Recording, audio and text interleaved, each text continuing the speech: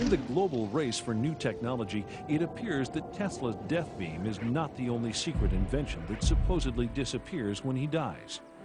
On July 4th, 1976, the celebration of America's bicentennial, a strange new signal is monitored on ham radio frequencies. This high-pitched chattering is dubbed the Woodpecker signal by the Central Intelligence Agency. They have no idea what it is, but they are able to triangulate its source to a Soviet transmitter in Latvia. The Soviets had experimented with creating artificial aurora. Not sure what their objective was, but I think it was probably designed to prove that you could project very low frequency energy over the horizon, over great distances, and cause certain effects. You can induce virtually any effect that a chemical can cause in a living system with an external, primarily extremely low frequency magnetic field. My personal feeling is that primarily I think it was designed to communicate with their submarines. On July 13, 1977, at 9:19 p.m., the Woodpecker signal abruptly stops. A strange corona forms around Edison electric power generators servicing New York City, and the entire city is suddenly plunged into darkness, creating chaos and confusion. The blackout is similar in its effects to Tesla's Colorado Springs experiment that overloads and sets ablaze the local electrical power plant. Things started to brown out. We started seeing very strange things happening to New Yorkers who went berserk. It was literally absolutely dangerous to be there in New York City. And was a headache for police and who knows, all the security people around. Was it Tesla's secret that electricity could alter the mental state of human beings? If so, was that secret delivered into the wrong hands? And who is responsible for the Tesla-inspired program known as HARP? A government project some experts believe is the first stage of an entirely new phase in weapons technology. War or peace? Which does science serve best?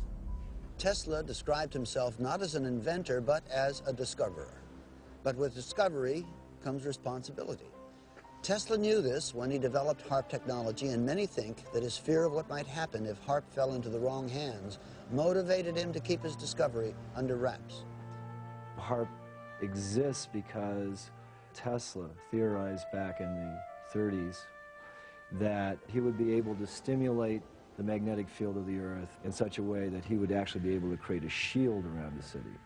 HARP is basically a design experiment in terms of atmospheric physics where a large array of antennas, it's not just one antenna, it's a very large array, it covers several acres, are broadcasting into the ionosphere of the planet a very, very complex series of waveforms. And these waveforms are designed to specifically couple in with the ionosphere, which is a resonant cavity. This concept involves heating up the ionosphere in a manner similar to a giant microwave oven. That a small input, like a pulse of a certain number of watts in, can create a large output, because whether accidentally or intentionally, it's possible to tap into this sea of energy around us. It surrounds us and goes through our bodies and is everywhere throughout space. HARP's original designer conceives it as a shield for missile defense that can fry the circuitry of incoming bombs. HARP was designed for a number of applications. It really was not set up as a weapon. If you read the patents, I was thinking of ways to use it defensively. He also claims that by superheating portions of the upper atmosphere, HARP can affect global weather patterns, a concept Tesla was ridiculed for nearly a century earlier. One of the real dangers of HARP is that we concentrate with HARP in one very small area of the ionosphere. We create a lightning rod effect. We create a lightning rod that can distort the magnetosphere of the planet, which is the magnetic shield of the planet.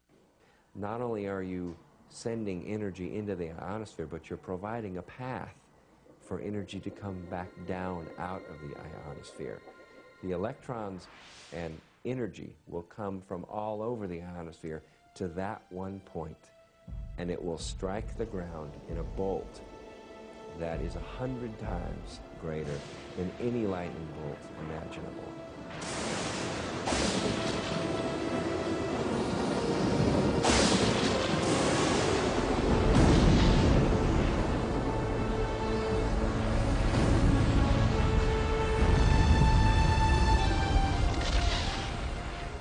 Kind of like 3 or 4 Mount St. Helens volcanoes going off each second. The true power of HAARP technology is not yet known, and there is no civilian monitoring agency. The possibility that HAARP may be capable of enormous planetary disruptions, including weather changes, global warming, or even slowing the Earth's orbit by shifting the shape of the ionosphere, may tell us why Tesla suppressed the blueprints for this invention.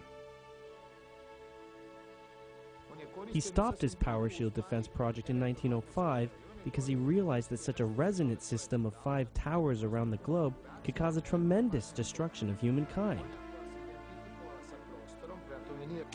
Not long after, Tesla's money runs out. His main supporters either die or sever relations. As his anonymity increases, he continues with even more esoteric research. He was very much concerned with being able to utilize the phenomenon of resonance to do certain things, not the least of which was to destroy certain materials.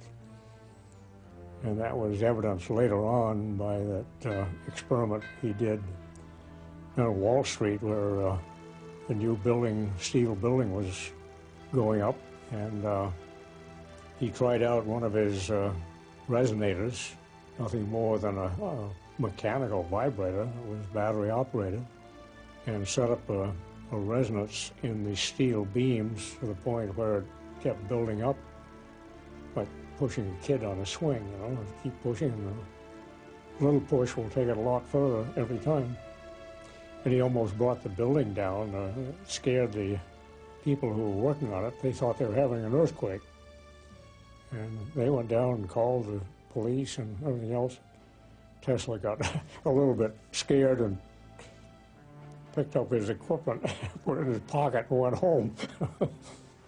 He had one other unfortunate incident, which today we would laugh at, but was very serious at the time. He picked up radio signals from space. You know, we know today, of course, that planets radiate RF noise and so forth. But when he announced this, it just caused a sensation, and all the scientists said immediately, "What a kook! You know, what a idiot!" There were rumors you went to Colorado Springs in order to contact Mars. Is that true? I never intended to. However, I recorded certain electrical impulses of unknown origin, and these were repeated at constantly timed intervals. It's possible they were a kind of signal from space. And did you in turn send them a message? Ask the Martians that question. Mr. Sessom, That's all today. No more questions, please.